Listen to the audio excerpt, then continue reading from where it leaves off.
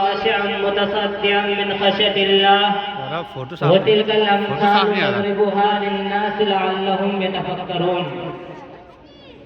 عزیز سامعین، ماشاءاللہ بڑے ہی ذوق و شوق سے مدرسہ مدینۃ العلوم بیلڈا بزرگ میں سالانہ اجلاس ہو رہا ہے، جس کے اندر بڑے بڑے علماء کرام و اعظام تشریف فرما ہو رہے ہیں.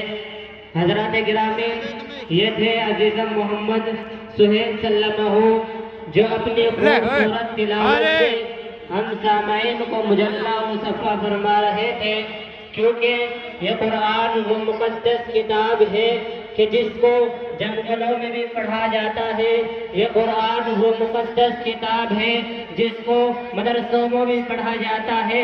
یہ وہ مقدس کتاب ہے جس کو مسجدوں میں پڑھا جاتا ہے. یہ وہ مقدس کتاب ہے جس کو کالجوں میں بھی پڑھا جاتا ہے. یہ وہ مقدس کتاب ہے کہ جس کو پہاڑوں پر بھی پڑھا جاتا ہے. یہ وہ مقدس کتاب ہے کہ جس کو سمندروں میں بھی پڑھا جاتا ہے. یہ وہ مقدس کتاب ہے کہ جس کو ہواؤں میں بھی پڑھا جاتا ہے. یہ وہ مقدس کتاب ہے کہ جس کو پانی کے اندر بھی پڑھا جاتا ہے.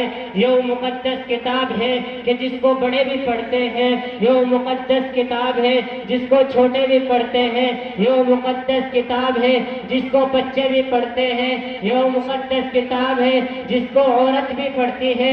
یہ وہ مقدس کتاب ہے جس کو مرد بھی پڑھتے ہیں. یہ وہ مقدس کتاب ہے کہ جس کو سمندروں کے اندر، جنگلوں کے اندر، مدرسوں کے اندر، جلسوں کے اندر، درسگاہوں کے اندر پڑھا جاتا ہے.